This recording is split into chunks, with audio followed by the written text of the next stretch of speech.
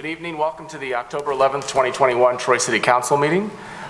Please rise as we have a very special Pastor Mark Nowak from the First Baptist Church of Troy to provide our invocation this evening, and remain standing for the Pledge of Allegiance after.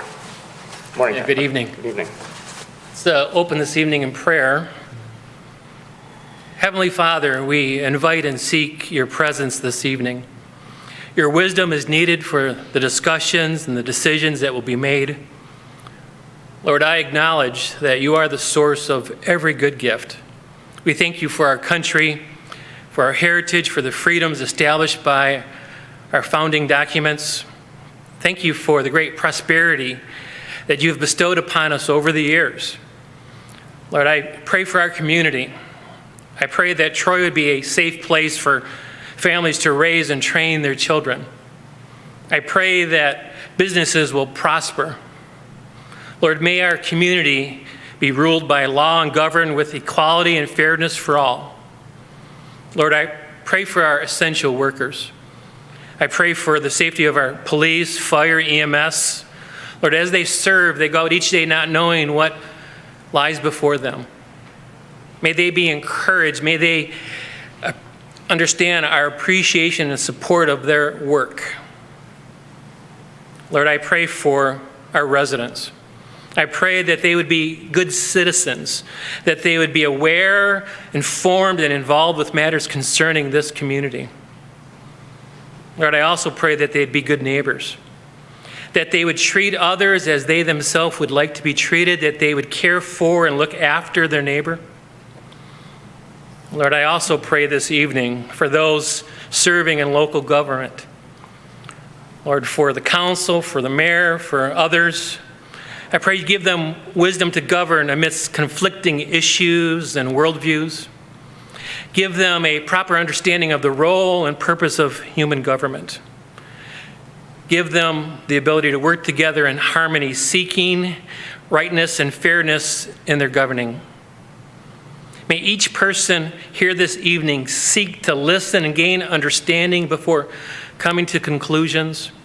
And may we do so in a spirit of humility. Lord, I bring these requests. I ask these things in the name of the Lord Jesus Christ, in whom there is life eternal, a name above every name, a name worthy of worship. And it's in his name I pray. Amen. I pledge allegiance to the flag of the United States of America and to the republic for which it stands, one nation, under God, indivisible, with liberty and justice for all. Thank you, Pastor. The October 11th, 2021 Troy City Council meeting is officially called to order. I'll ask for the roll call. Ms. Dixon. Mayor Baker? Here. Councilmember Abraham? Mayor Pro Tem Brooks? Here. Councilmember Chamberlain Krenga? Here. Councilmember Erickson Galt? Here. Councilmember Hamilton? Here. Councilmember Hoderick? Here. City Manager Miller and I did receive correspondence from Councilmember Abraham that she was going to be out of the county this evening, and as such, I'll move that the Troy City Council hereby excuses the absence of Councilmember Edna Abraham at the regular City Council meeting of October 11, 2021 due to her being out of the county. Support. Moved by the chair, supported by Councilmember Hamilton, that we approve the excusing the absence of Councilmember Abraham as read into the record. Any discussion? The vote, Ms. Dixon. Mayor Baker? Yes. Mayor Pro Tem Brooks? Yes. Councilmember Chamberlain Krenga? Yes. Councilmember Erickson Galt? Yes. Councilmember Hamilton? Yes. Councilmember Hoderick? Yes. Motion carries. First up on the agenda this evening are certificates of recognition and special presentations. We have two of them this evening. First up, C1 is a proclamation for Metastatic Breast Cancer Awareness Day, October 13th, 2021, and Breast Cancer Awareness Month, October 2021. And I'm pleased to have join us this evening Katrina Studvent, the COO of Development and Engagement for Gilda's Club of Metro Detroit. Katrina, if you join me down at the podium.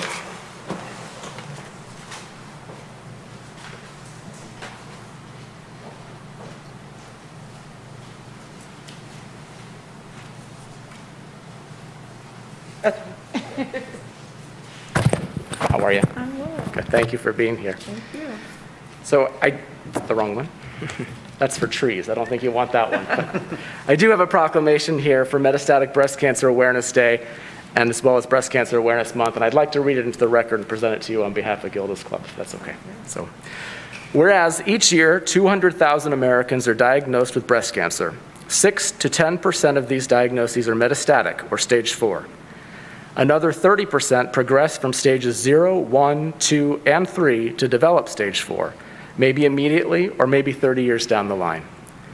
And whereas science has very few answers to the reason why cancer metastasizes, and we don't yet have an effective treatment to arrest metastatic growth, what we do know is that a diagnosis of stage 4 breast cancer is not considered survivable, and that almost 40,000 men and women die of it each year. And whereas the median survival rate of 2 to 3 years for MBC has not changed significantly in decades, and scientific advances for MBC have not kept pace with those for other cancers. And whereas October 13 is recognized as the official Metastatic Breast Cancer Awareness Day, this year over 100 landmarks in all 50 states in the United States, as well as in other countries around the world, will light up in the metastatic breast cancer colors of green, teal, and pink to shine a light on MBC, the most advanced stage of breast cancer, where the cancer is spread from the breast to other parts of the body. And whereas the pink ribbon is well known for representing the fight against breast cancer, but does not encapsulate the MBC experience, Mediviver designed a base ribbon of green and teal with a thin pink ribbon overlay. The base ribbon of green and teal represents green for the triumph of spring over winter, life over death, renewal, hope, and immortality. Teal symbolizes healing and spirituality, and pink to signify the metastatic cancer originated in the breast.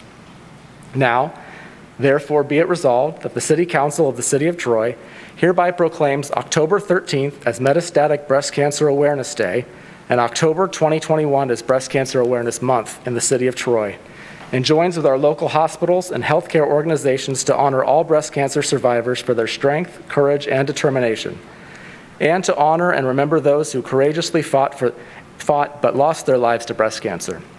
And be it further resolved that the City of Troy will illuminate City Hall's outside lights from October 1st to the 31st at night in the color pink, the color representing Breast Cancer Awareness Month, and on October 13th at night in the colors of green, teal, and pink, the colors representing Metastatic Breast Cancer Awareness Day.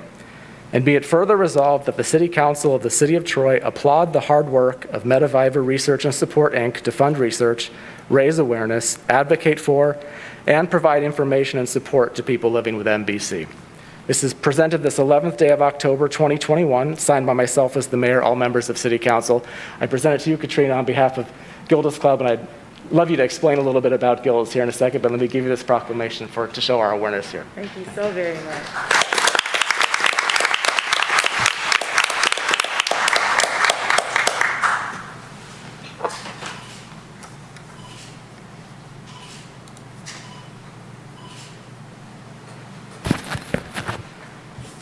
Thank you so much, Mayor, and to Mayor Pro Tem, thank you so much as well, Mayor Pro Tem Brooks, as well as the council members and the community.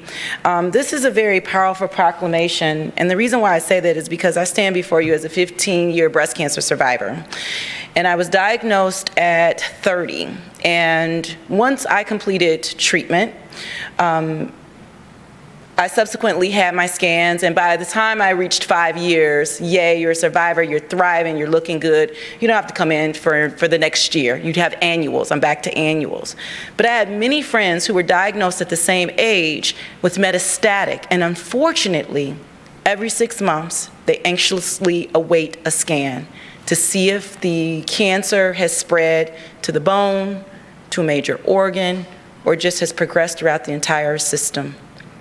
So, you know, though we celebrate in pink this month, it still is a very serious concern that the advancements when it comes to metastatic are still a challenge to the medical world. So I appreciate the acknowledgement of what we call thrivers. Actually, we call them thrivers because they say, you know what, we're living every day with it. We're not just surviving. We're living every single day with this disease. So this is very powerful. Gilda's Club of Metro Detroit provides a space, a house, a clubhouse for these individuals to be members. They didn't want to become a member of this club, but unfortunately we all are as cancer survivors and thrivers. But how nice is it to be able to go someplace where someone gets it? They understand your challenges. They're walking the walk with you. They provide supportive care, supportive services, just things that you may not think that someone may need, someone who's maybe fighting this alone. So I'm so grateful for the work that Gilda's Club of Metro Detroit has done for more than 25 years here in Detroit, founded by Gilda Radner, our very own Metro Detroiter, that unfortunately she lost her life at 42. So today I thank you. This is very powerful, meaningful, and impactful. And I know that Gilda's will continue the work as we expand our services throughout Metro Detroit, now being able to offer our services in Wayne, Oakland, and Macomb counties, a physical clubhouse space, along with our virtual community where we have more than 700 programs going at any time. We're operating 5 days a week because we want to make sure individuals that are fighting and thriving have the support that they need through their journey. So thank you so very much.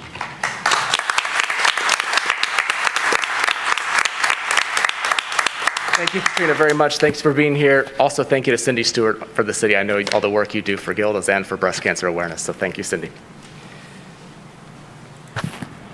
Next up is C2. It's a proclamation to recognize the city of Troy as a Tree City USA once again. And I'm pleased to have Mike Kaczynski, our municipal arborist, here today to present a proclamation after I read it into the record.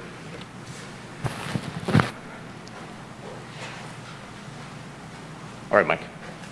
I think last time I saw you, we were planting a tree. Yeah. That tree's going great, by the way. I know, I drive by it all the time. Yeah, it It's looks good. really good. Anyway, so this is a proclamation in the city of Troy for Tree City USA Arbor Day. And I'm going to read this in the record as well.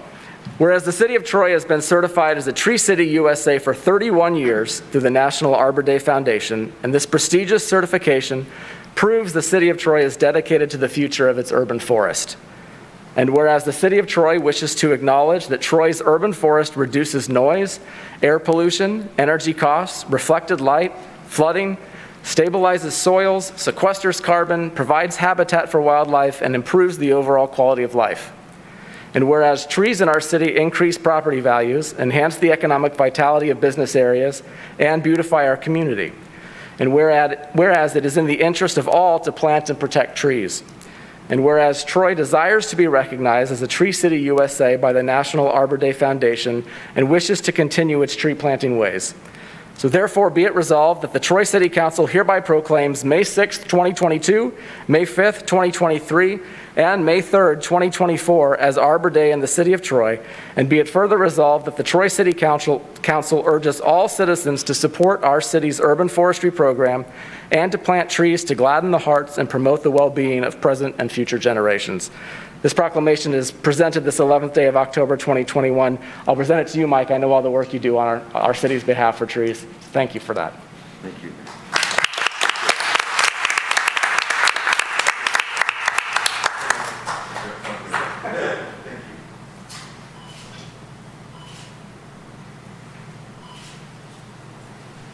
I just wanted to thank you. Go ahead, stay on the mic so our friends at home can hear too. Okay. I just want to say thanks to Mayor Baker and thanks to our esteemed council for your ongoing support and our urban forest, keeping it green in our fine city. Thank you.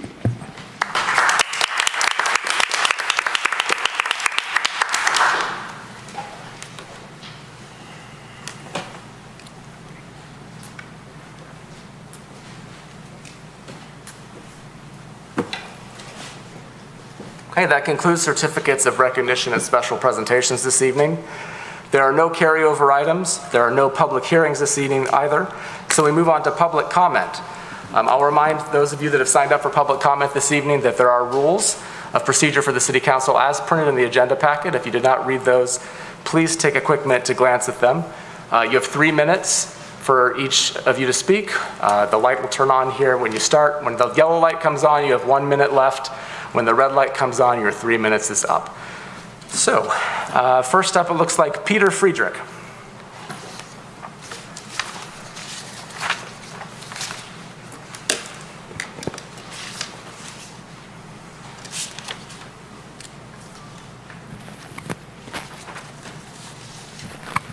2 weeks ago, when the city of Troy chose to platform and praise the HSS, how could you have known that the HSS is the international wing of the RSS, a quite literally Nazi-inspired paramilitary in India?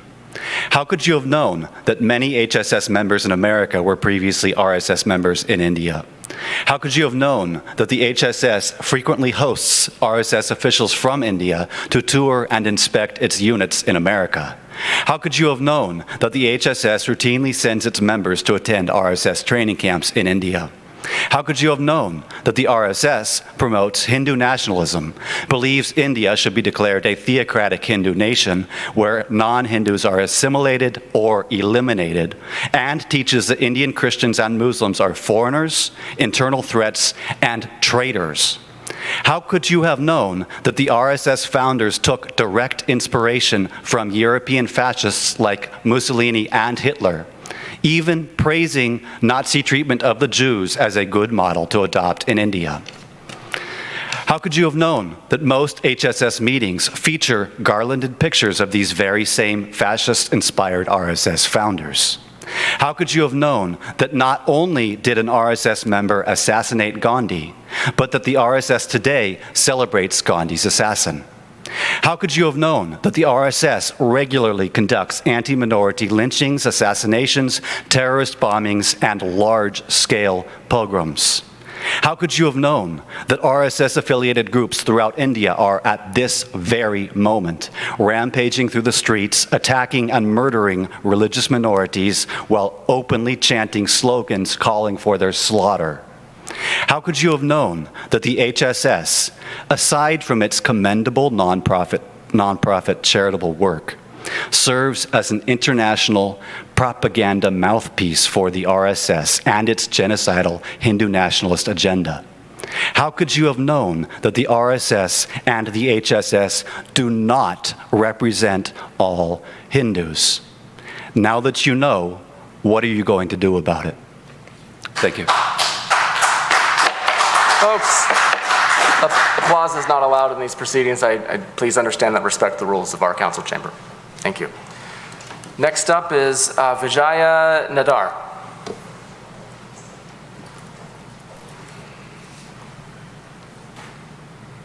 India is in deep trouble. If ignored, it can have deadly repercussions not just for India, Asia, Europe, but USA as well. India has been taken over by an extremist authoritarian regime headed by Prime Minister Narendra Modi since May 2014. Attempts are on to cover up the extreme degradation of the country and its democratic institutions under Modi to ensure that the international community as well as the Indian diaspora in the US keep the focus away from all that is wrong in the country. Right-wing Hindu groups in the US supporting Modi are not only infiltrating US politics at every level, including the Congress and the Senate, they are also striving to gain acceptance from the Hindu culture to keep up of the facade of all is well. As a born Hindu myself, living in the US, I feel compelled to reveal the larger game plan of not just the Indian government under Modi, but also its supporters here in the US. Prime Minister Modi is a product of the RSS, a right-wing paramilitary group inspired by the Nazis. The international wing of the RSS, the HSS, and its allies, including the World Hindu Council of America, Hindu American Foundation, Hindu Students' Council, operating in several US universities supposedly to celebrate Hindu culture, are doing exactly the opposite. Modi and his ministers are using Hinduism to spread extreme hate against the minorities, whether it's Muslims, Christians, Sikhs, or Dalits. The hate is being perpetrated to enable his government to get away with mass-scale corruption and looting. 50 million Indians have been pushed into poverty since the COVID crisis, and the Modi government has no answer for them. Modi and his supporters propagate the Hindutva philosophy, which is nothing but saffron terror group not related to Hinduism at all. Modi supporters who have lived in the USA for decades are pushing the radical Hindutva agenda aggressively in every state and city in the US, not endorsed by most Hindus, especially in all Indians a majority of them Hindus. The US needs to wake up to the prospect of harboring Hindutva without being aware of it.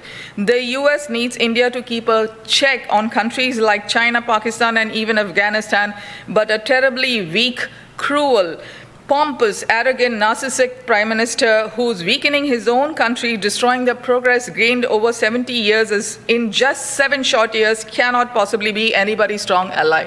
God bless America and God bless India. Thank you. Thank you. Next up is Masood Ra.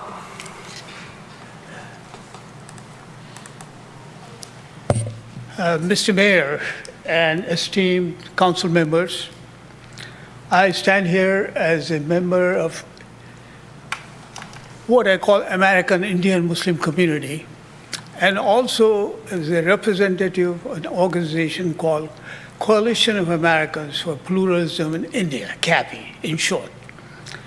And the Muslim community in India is being, like the speaker before me alluded to, is being presented by a very violent organization's scheme of elimination. And this HSS here in the United States is the subsidiary of RSS in India.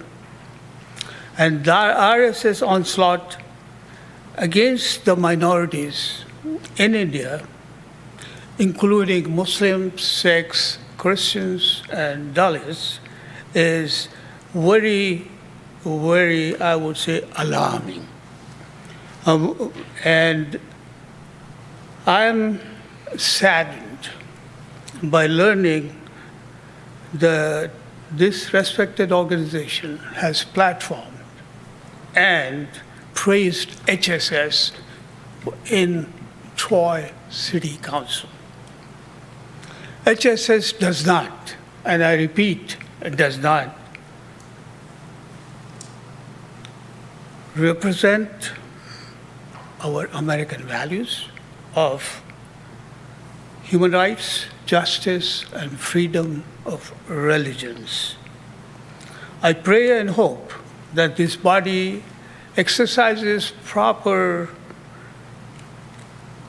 information counseling before making similar proclamations or platforming organizations which have been active in the subcontinent.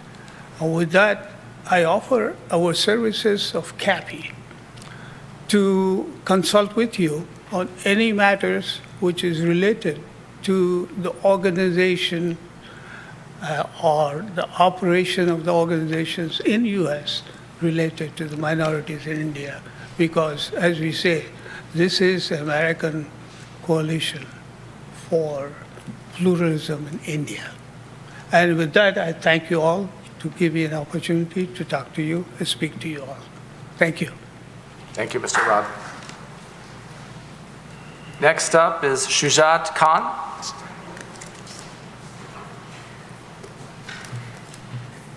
All right, good evening. Respected Mayor Baker, respected council members, Pastor, for your wonderful prayers, sir, and the essential workers everywhere. What I'm about to say affects this great city of Troy, Michigan, and the multitude of residents in this city that have close family and relatives back in India. I have a simple question for the city council members. Would you all rather be on the side of Mahatma Gandhi and Reverend Martin Luther King Jr., or would you rather be on the very side of the killers of Mahatma Gandhi and Reverend King?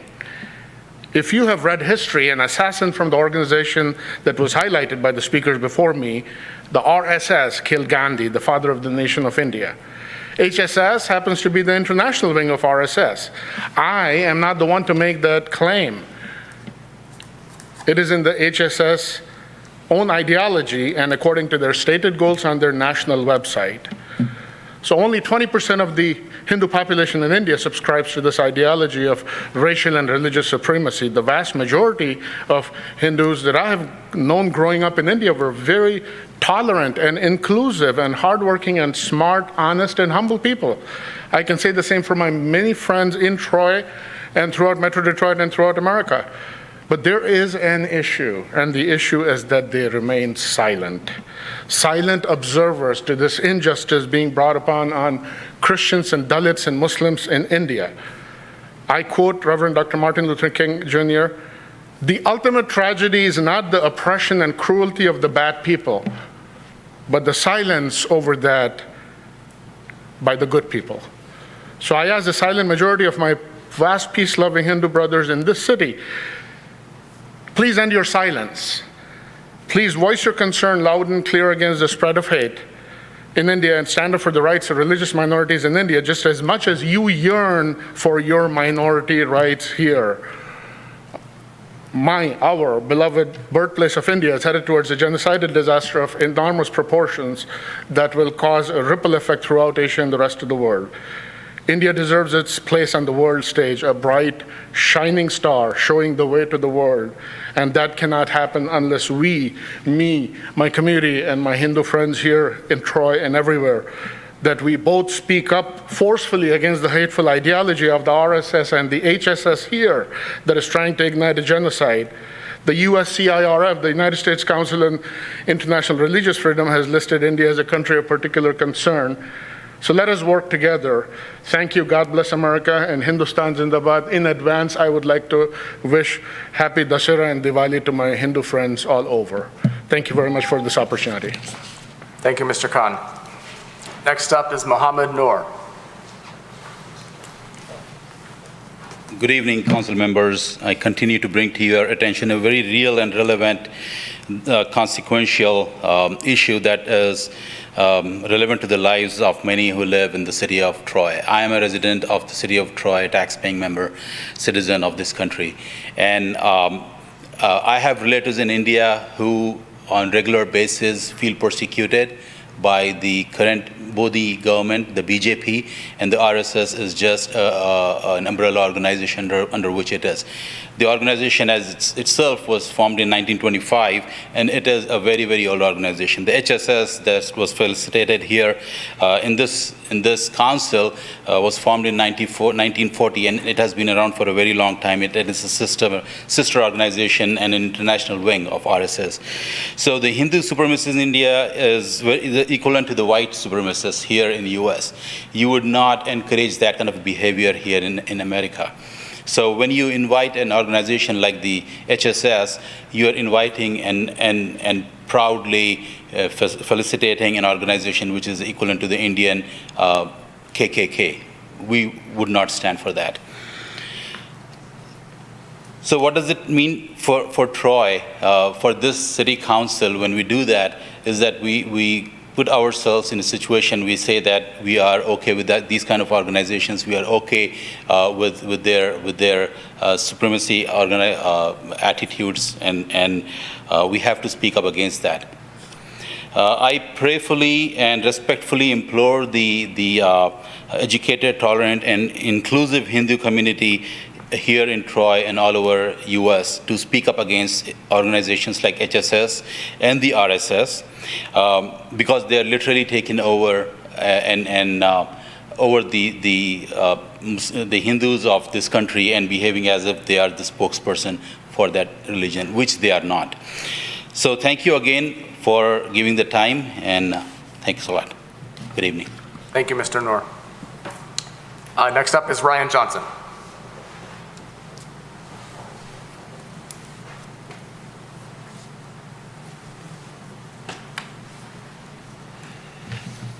Mayor, members of the board, 4 weeks ago, I stood up here and informed you of numerous violations of law being conducted by the Troy schools. 2 weeks ago, I informed you that the Troy Police Department was failing to uphold the Michigan Constitution and numerous laws. Once more, I am here addressing the school district's mandatory mask policy. It violates the Michigan OSHA standards. It violates national OSHA standards, safety standards. According to the NIH, It places children at risk of injury due to CO2 drop, low blood oxygen levels, hypoxemia, chalazion, and a whole host of injuries termed under mask-induced exhaustion syndrome. Thousands of parents across Michigan are equally concerned about this safety hazard affecting their children. I now possess dozens of affidavits citing mask injuries by those parents. Contrast in August, when the district issued its mask mandate, there were only 2 18 and under children in hospitals in the Tri-County area here. By comparison, there were 0 deaths since March. Troy Schools has no legal basis to issue this policy. It lacks statutory authority as issued by the Oakland County Health Department, and any pretense to said authority ended on October 1st when Act Number 87 Public Acts of 2021 became law.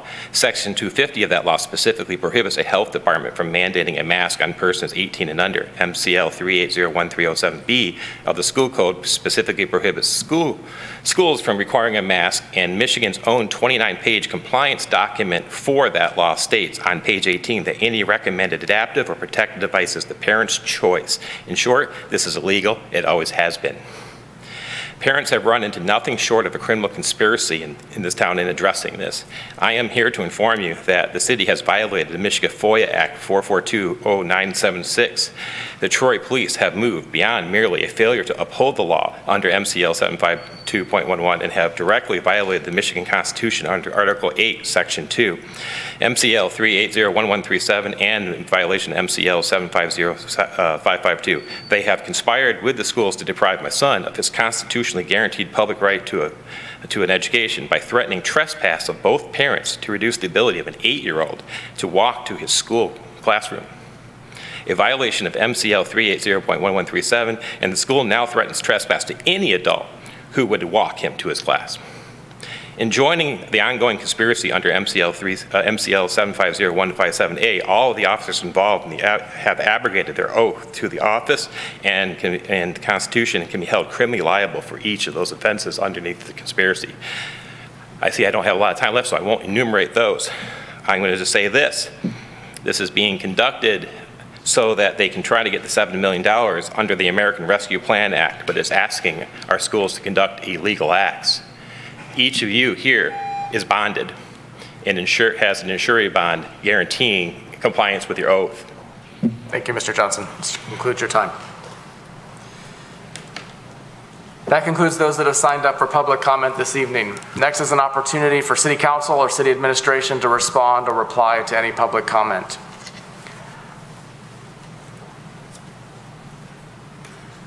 I regrettably am going to say just a few words, probably against the advice of others up here. But I just want to make a couple of things clear about those of you who spoke. I don't think Mr. Friedrich's here anymore. He was very vocal on Twitter.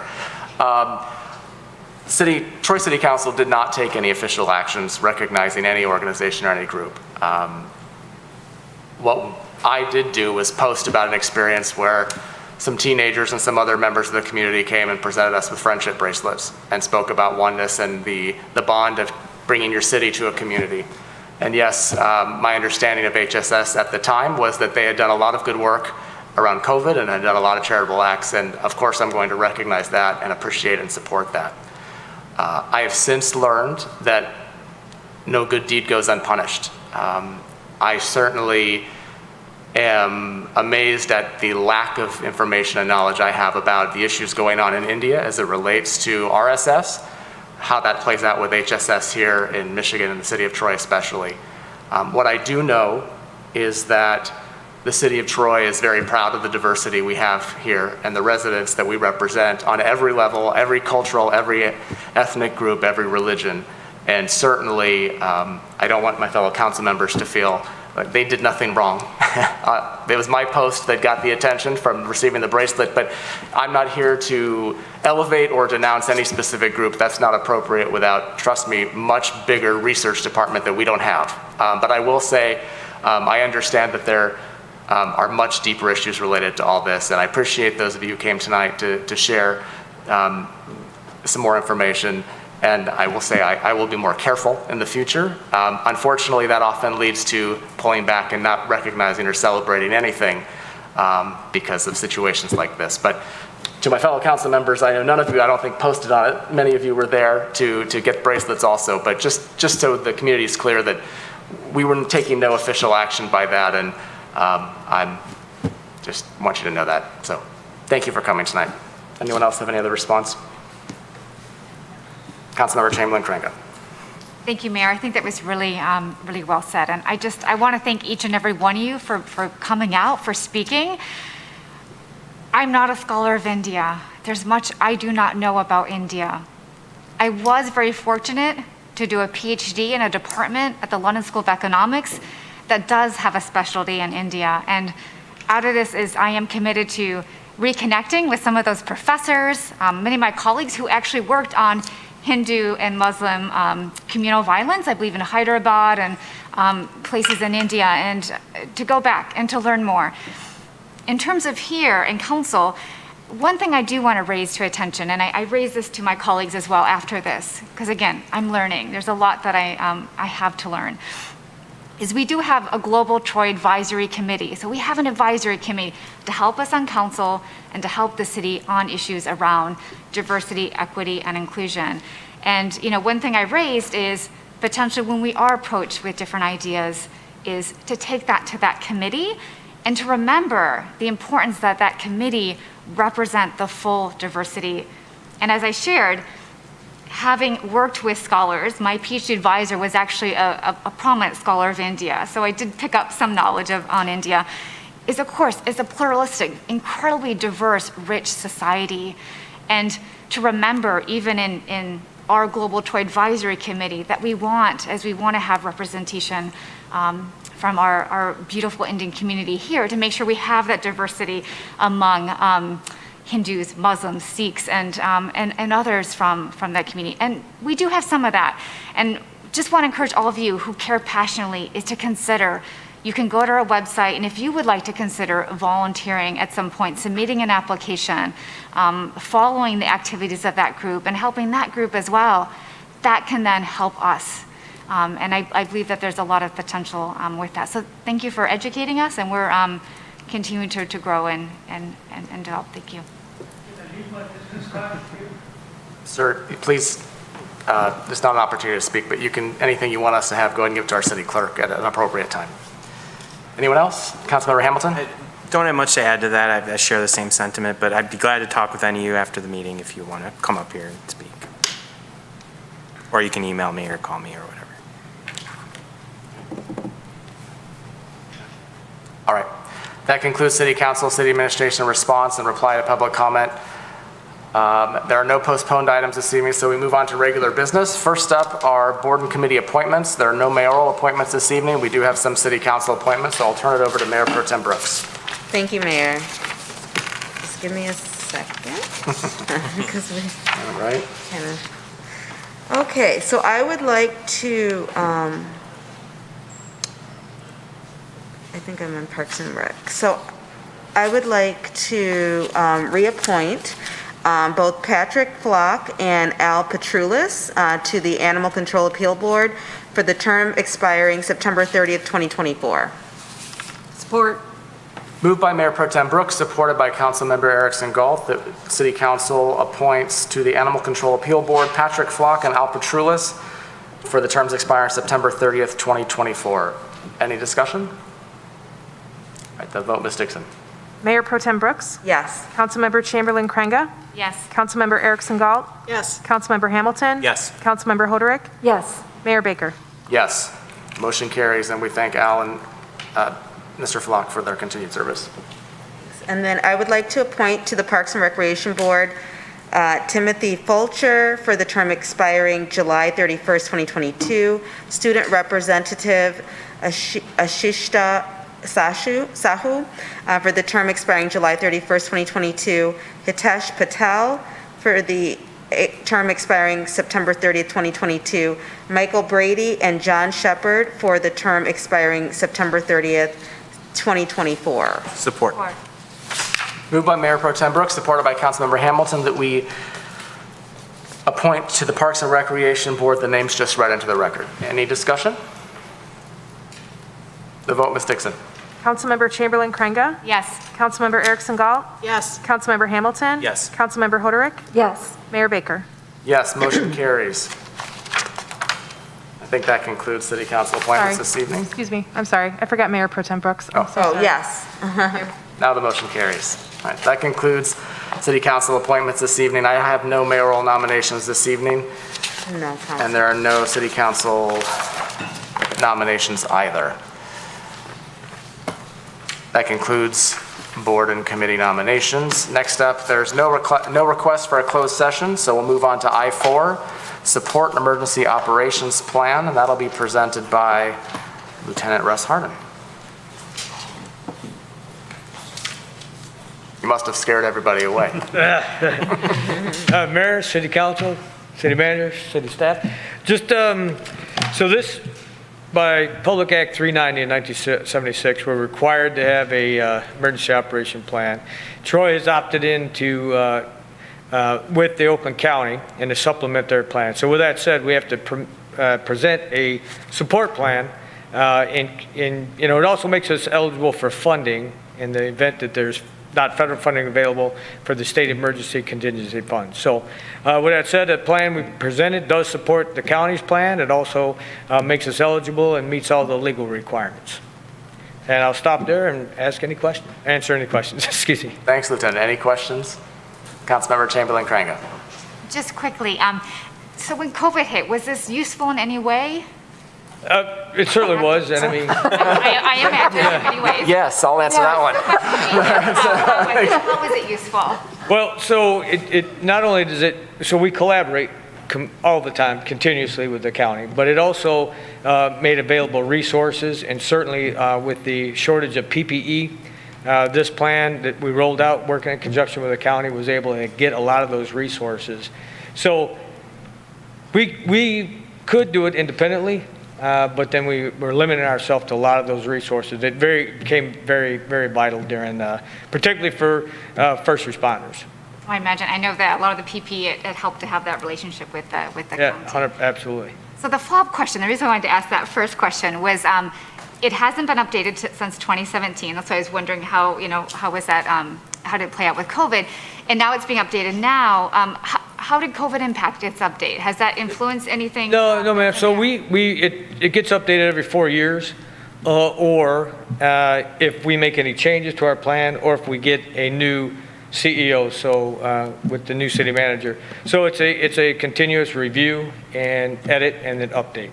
And if there's any changes in law. So, but on a status quo, it's every 4 years it gets reviewed and updated. Thank you. You're welcome. Any additional questions? I'll move I-4, Support Emergency Operations Plan, as printed in the agenda packet. Support.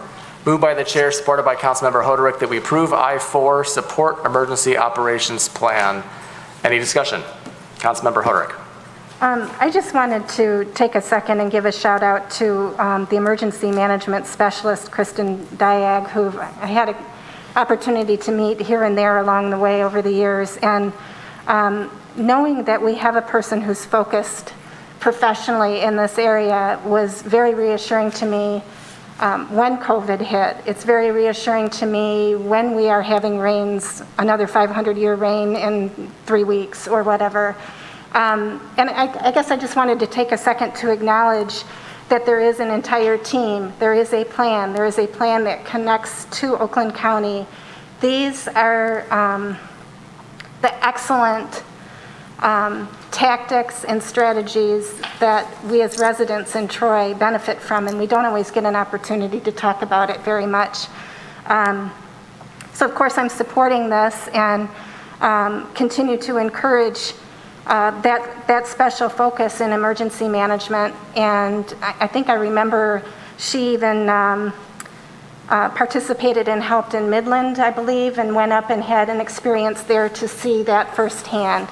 So know that we have that type of talent, that type of professional expertise amongst our many public servants that focus this. And I just wanted to point that out to residents who may be watching and wondering. And there is a method to the madness when we have a moment. When we have a serious moment in the city, there is a team, there is a process, there are people that come together. who know what they're doing and train especially for that. And it's very reassuring to think about that. So thank you. Thank you, Councilmember Hoderick. Additional discussion?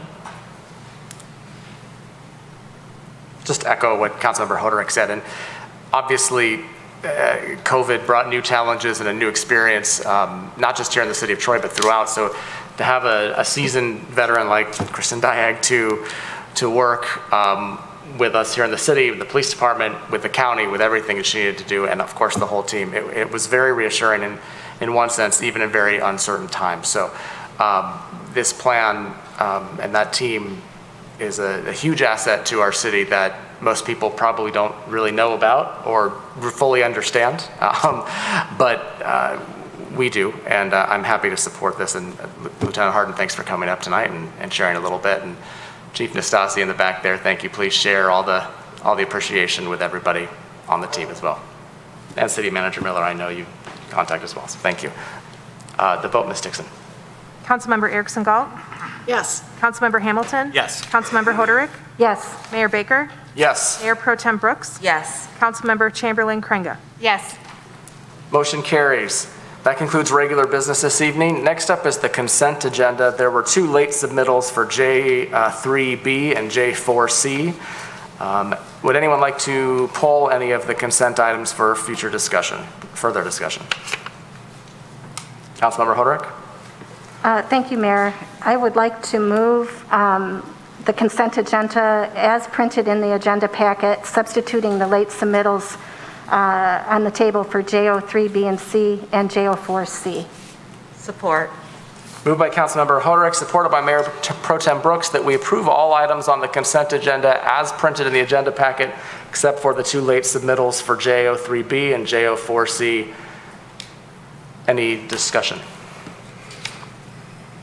All right, the vote, Ms. Dixon. Councilmember Hamilton?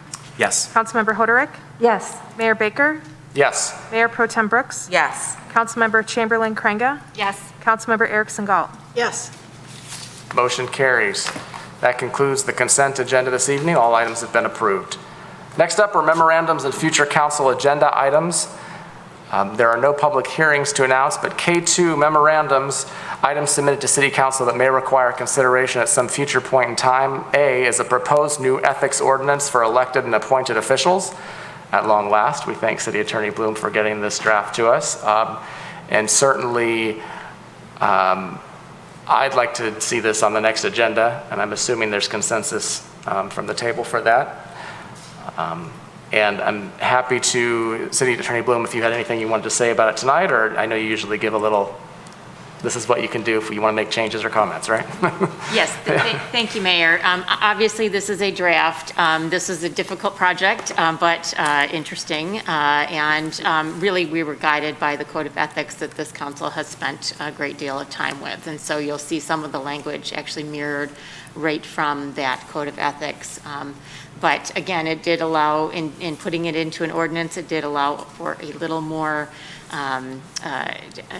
detail, if you will. So, but again, this is a draft. If we do expect to bring it back at the next City Council meeting for as an action item, I will just say Mr. Miller and his staff did not have a whole lot of time because of just competing deadlines. So there may be some minor tweaks here or there. Mayor already pointed out a typographical error that, of course, will be corrected for the next one. But if you do have other things that you see or that you are concerned about, I'm happy to answer any of those questions that you have. And again, if council as a whole has any additional insight or direction, I'm certainly happy to take that either, at this point in time to incorporate it into the final proposed draft. All right. Did anybody have any specifics that they wanted to bring forward this evening without opening up writing legislation from the table type situation? Any comments or thoughts? Certainly we know how email works, so if we have anything, there'll be ample opportunity, as well as the public to comment and participate in the process. Okay. There are no council referrals this evening, so we move on to reports.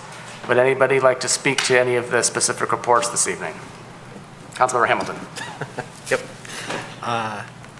I wanted to first talk about M2A, the Automation Alley getting the U.S. Economic Development Administration grant. How do we see that? Where will the direct benefit for the city be from that? I'm kind of curious. The agenda item talked about it a little bit, but I'm a little curious on more detail. Yeah, sounds exciting. So I'm not really sure if there's a direct benefit, but more indirect. You know, the possibility, because Automation Alley is centered in Troy, and we're sort of the hub and the industry for promotion, and just by the mere location, we could help fill buildings and be centers of the industry for. So it's more indirect that way. But you know, part of the reason why we report it is because it's the Automation Alley exists because of our smart zone, and they're located there. And Automation Alley is good basically for Troy, the Detroit metro region, and the whole state. thank you, and that's exciting. Very happy with the success of that. Also, I saw the minutes from the Parks and Recreation Board, and I know it talked about naming the new park. Residents can read that to see their recommendation, but do we know when that will come to council? Very likely the next meeting. Oh, wow, okay. Well, that'll be exciting. With the name corrected. Okay. Okay. That's all. Any other comments on the reports? Councilmember Chamberlain Kranga. Thank you, Mayor. Just really quick, M01A, the Global Troy Advisory Committee minutes. So not so much on the minutes, but just I had a thought. Welcoming America, that membership, is that yearly? Does that need to be renewed? Just something to put out there as I was looking through the minutes. Mayor, yeah, I believe it's a yearly membership, and hopefully they notify us when our membership's up, and we just renew our membership. Thank you.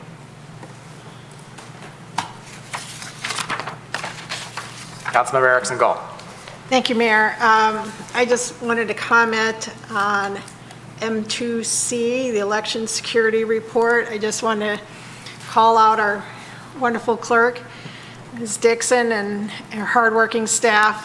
And it's your dedication and your hard work that makes it so the people of Troy know that our elections are secure, that there's integrity, and that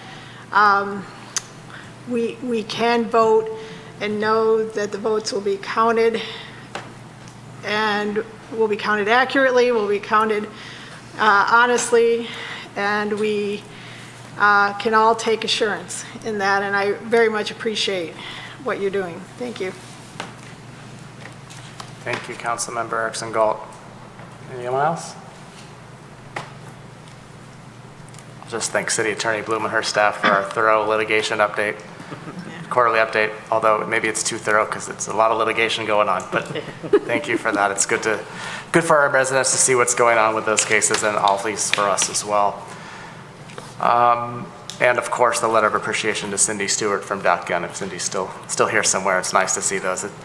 We don't often get to see the good positive comments that come through, so when one does come through, it's nice that it's presented for the community to see. So next up, our council comments. Anyone have council comments this evening? Councilmember Hamilton. I'm happy to report that today I selected my costume for the Frightful 5K that I'll be wearing. I'm not going to reveal it. People have to attend the event or see footage later to see what it is. But I picked it, and I'm beginning my grueling training over the next 2 weeks to be ready for the 5K. It's Sunday, the 24th. Is it 9:30 a.m.? I believe 8:30. It's early, so. But I'll be there. I'll be running full costume, and Rebecca's probably gonna smoke me, but that's okay. Go ahead, Councilmember. Oh, sure, next. So I'm happy to report today I got my racing flats in the mail, because you know you run a road race in racing flats, so I'm really excited to put those on. So looking forward to the race. On a serious note, I just wanted to give a big congratulations to City Attorney Bloom for becoming this, it was the past week, the president-elect of the ICMA, and I can't, the acronym, you'd have to remind me of it, but just big kudos, congratulations to you. It's a great honor. It's an international honor, and I know you will then step into the role as president. So congratulations. You do us proud. Go ahead, City Attorney Blue. I can just tell, it's the International Municipal Lawyers Association, and so IMLA is the acronym. And thank you very much for the kudos. I am very honored to have been elected at the last, the IMLA conference, and I am looking forward to representing the city well. Thank you. Congratulations. Anyone else? Well, at the risk of making our city council seem like all we talk about is running, I am excited about the Frightful 5K on the 24th. But, you know, on a serious note about the race, we're happy to have it back after not being able to do it last year. But more importantly for me is the opportunity for our community to come together on our Civic Center property, to be on foot on Big Beaver, to be a part of the city and really feel what is our de facto downtown area, even though it's not a traditional downtown. And it does bring out all kinds of people from the community with different backgrounds, different experiences, and so it's a great community event. I'm thankful to city staff for bringing it back and working hard to make sure it's going to be a success, and to our sponsors who have come back on board and who are participating with their dollars as well. So I probably won't be running in costume, but that's okay. Maybe suit and tie, because that would be true to form. But anyway, other council comments. I bought my tickets tonight for Nature and Court. Mayor Pro Tem Brooks talked about it last time, but this is the Stage Nature Center's a big fundraiser for them that'll be on Friday, November 5th from 6 to 9 at the community center. It's a great event full of a lot of really amazing people that live in our community and go out and celebrate these things. So you can buy tickets. Where can you buy tickets, Mayor Pro Tem Brooks? You can go online. Online. Yeah, that's probably the best. Shocker. Yeah, that's probably the best. I wrote a check for mine, which makes me feel kind of old-fashioned. Some of us are selling them, but. I know some are, but but online you can certainly find them. And also, I wanted to recognize one more time our former Recreation Director, Elaine Bowe, who retired back in February, and when we were still meeting on Zoom, and we presented a commendation to her, but we had the opportunity to see her at the Stage Nature Center, ironically, in the Kowalski Pavilion, where she had a pseudo-retirement party, and it was really great to see to her and her family came, and they felt extremely awkward and like fish out of water because they didn't know all these city employees, but they were there to support Elaine. And what was really neat is Roger Kowalski and Carol Anderson were also there with Elaine, all these former recreation directors, and they were there to support her and our community and our city. So again, thank you, Elaine, for all your hard work. And I think that's it for council comments for me. And we're good? All right, no closed session this evening, so I will adjourn.